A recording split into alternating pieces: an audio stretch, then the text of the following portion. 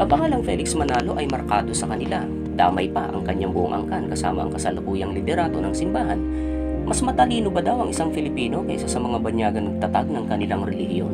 Wala raw pinag-aralan, galing din daw sa Iglesia Katolika, produkto raw ng nilipatang mga sekta. Isang araw daw noong 1914 ay nagsabing siya ang sugo ng poon at may dala ng katotohanan.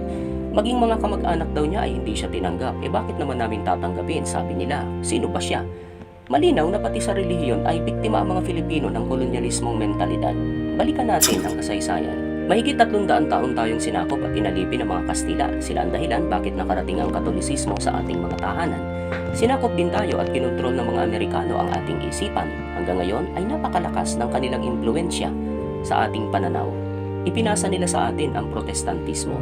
Ang mga ito ang humubog ng ating kaisipan. Ipinakilala nila sa atin na magagaling sila.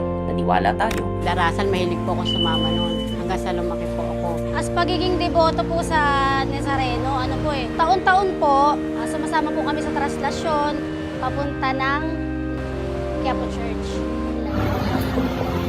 Hoy, kaway-kaway! Sumasamba kami sa mga larawan. Nasa isip namin noon na yung poon ng Nazareno ang siyang nagre-represent po na siya yung parang Diyos na sinasamba po namin. Puti sila, kayumanggi tayo. Waring ang kayumanggi ay tagasunod lamang ng mga puti maging sa larangan ng relihiyon. Mas tama ang banyagang relihiyon. Mali si Felix Manalo, kaya galit ang marami sa kanya. Felix, ano nangyayari sa'yo? Puro kasinungalingan ito. Puro kahibangan lang ang sinasabi mo. Wala, Felix! Wala sa Biblia ang mga sinasabi mo! Ba, Felix? Hindi kami naniniwala sa'yo. Wala! Wala mo kinuha mo sa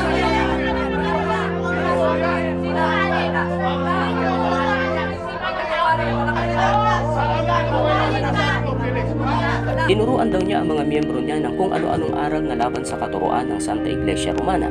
Kinakalaban daw niya ang mga protestante ng mga Amerikano at Kanluranin. Manalista ang mga tagasunod niya, Iglesia ni Manalo at kung ano-ano pa. Hindi daw dapat sumama sa relihiyon niya, pero baka nalilingat kayo. Karamihan yata ng miyembro ngayon ng INC ay mga dating Katoliko at Protestante. Marahil, yan ang dahilan ng galit ng mga Katoliko at Protestante sa INC. Di ako sigurado, baka mali ako. Pangatlo, abuluyan. Hindi raw magandang relihiyon o sekta ang INC. Marami raw abuluyan. Pinupwersa daw ang mga kaanib na magbigay. Pinupuntahan daw sa bahay para singilin kapag hindi nakasamba. May utang daw. Sinasabi nila yung sa Iglesia ni Cristo, pag nandiyan ka daw, pag hindi ka nakapag-abuloy, babanggitin ang pangalan mo doon sa kapulungan, hindi sumamba, dalawin natin at sisingilin natin. Tapos isa pa, panahon ng pagsamba, pag nandiyan na yung mga diakono, ngayon pag dumadaan sila, kung maglilikom na, pag ikaw ay hindi nagbibigay, yung mismong supot iginaganon sa harap mo para mapilitan kang magbigay. Nakapagtataka lamang ang pagkagalit nila.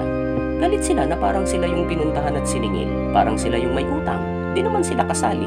Kumbaga ay nanunood lang. Pag inisip mo, bakit ka galit sa abuluyan hindi naman ikaw yung nagbibigay? Sabi nga ng mga INC, masaya daw sila pag nag-aabuloy sila dahil bunga daw yun ang pananampalataya at paniniwala sa kanilang katuruan. Sumusunod daw sila sa Biblia, hindi kanino man. Wala raw silang sapilitan, bukal daw sa kalooban, wala raw utang dahil hindi nakasamba. May pinupuntahan daw ang kanilang abuluyan, kapilya, lingap at iba pa na kailangan para umunlad ang simbahan. Kita naman kahit saan, marami silang kapilya, may ginagawang charity sa iba. Naaalala niyo ba ang Africa at ang mga lingap nila sa kanila? Eco-farming, may pondo daw ang lahat ng ito mula sa abuloy ng mahihirap na miyembro nila.